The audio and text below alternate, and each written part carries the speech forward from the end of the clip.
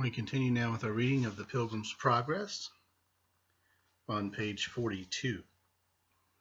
Now when he was got up to the top of the hill, there came two men running against him amain. The name of the first was Timorous, and the name of the other Mistrust. To whom Christian said, Sir, what's the matter? You run the wrong way. Timorous answered, that they that were going to the city of Zion had got up to that difficult place. But, said he, the further we go, the more danger we meet with. Wherefore we turned and are going back again. Yes, said Mistrust, for just before us lie a couple of lions in the way. Whether sleeping or wakening we know not, and we could not think, if we came within reach, but they would presently pull us in pieces. Then said Christian, you make me afraid, but where shall I fly to be safe? If I go back to mine own country, that is prepared for me fire and brimstone, I will surely perish there. If I can get to the celestial city, I am sure to be safely there. I must venture. To go back is nothing but death. To go forward is fear of death, and everlasting life beyond it. I will yet go forward.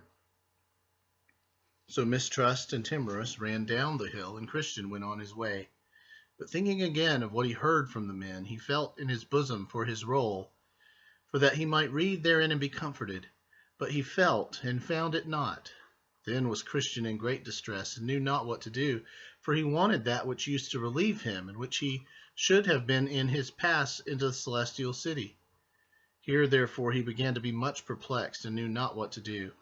At last he bethought himself that he had slept in the arbor that is on the side of the hill, and falling down upon his knees, he asked God forgiveness for that foolish fact, and then he went back to look for his roll. But all the way he went back, who can sufficiently set forth the sorrow of Christian's heart?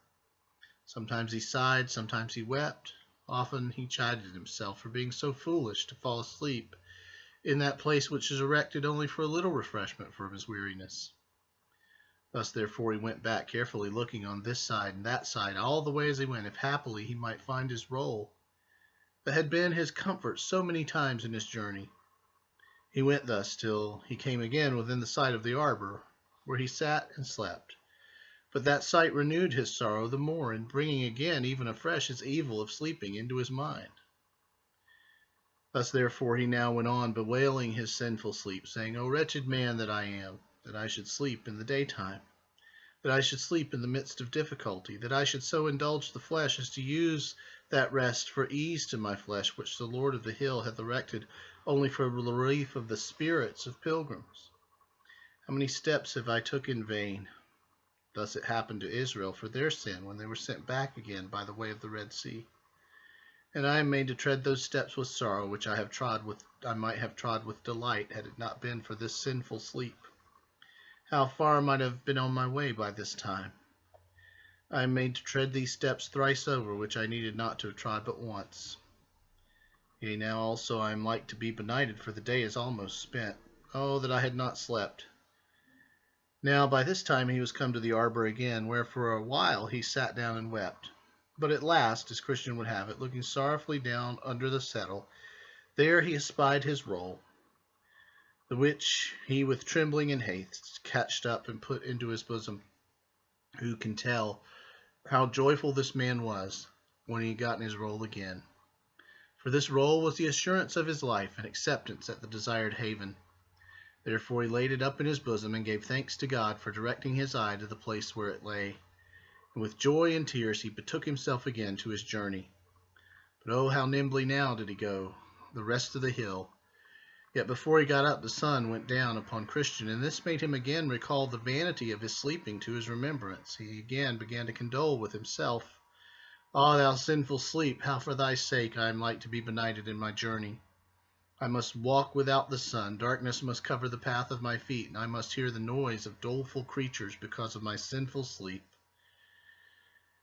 Now also he remembered the story of Mistrust and Timorous, how they were frightened with the sight of lions. And then said Christian to himself again, These beasts range in the night for their prey, and if they should meet with me in the dark, how should I shift them? How should I escape by being by them torn in pieces? Then he went on his way. But while he was bewailing the unhappy miscarriage, he lifted up his eye, and before him there was a very stately palace, the name whereof was Beautiful, and it stood just by the highway side. I saw in my dream that he made haste and went forward, that if possible he might get lodging there. Now before he had gone far, he entered into a very narrow passage, which was about a furlong off the porter's lodge, and looking very narrowly before him as he went, he espied 2 lions in the way. Now, he thought, I see the dangers that mistrust and timorous were driven back by. The lions were chained, but he saw not the chains. Then he was afraid, and thought also himself to go back after them, for he thought nothing but death was before him.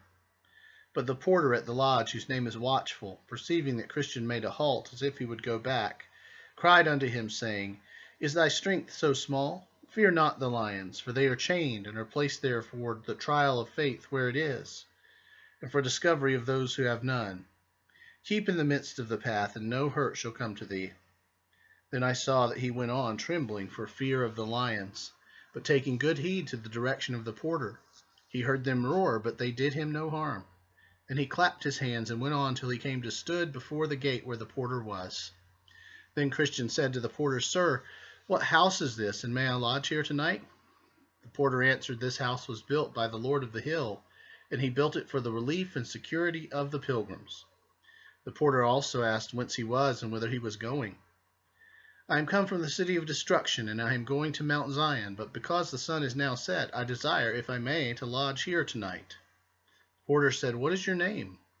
My name is now Christian, but my name at first was Graceless. I came of the race of Japheth, who God persuaded to dwell in the tents of Shem. Porter said, But how does it happen that you come so late? The sun is set. Christian said, I had been here sooner, but that, wretched man that I am, I slept in the arbor that stands on the hillside.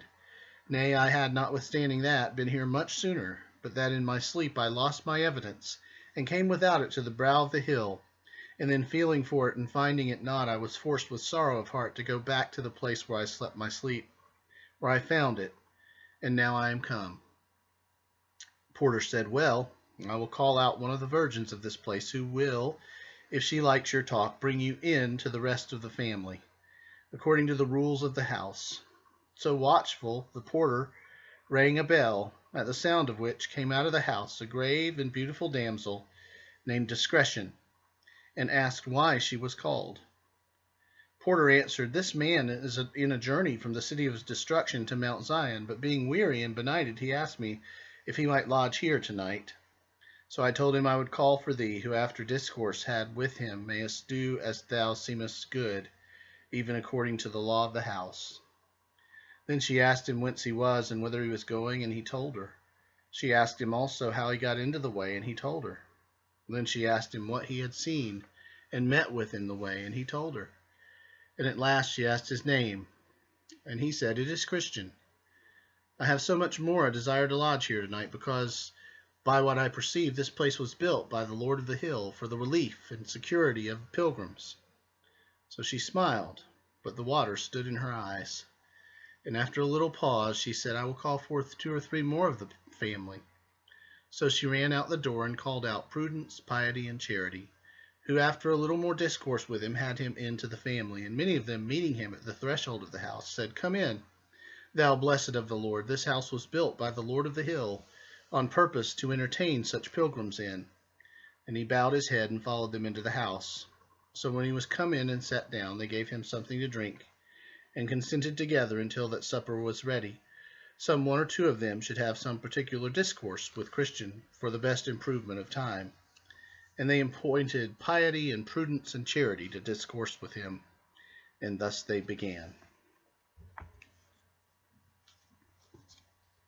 So Christian went from restless to finding a place of rest in this meeting, and next time we'll see his conversation, his spiritual conversation with these 3. So I hope you have a good day. Thank you.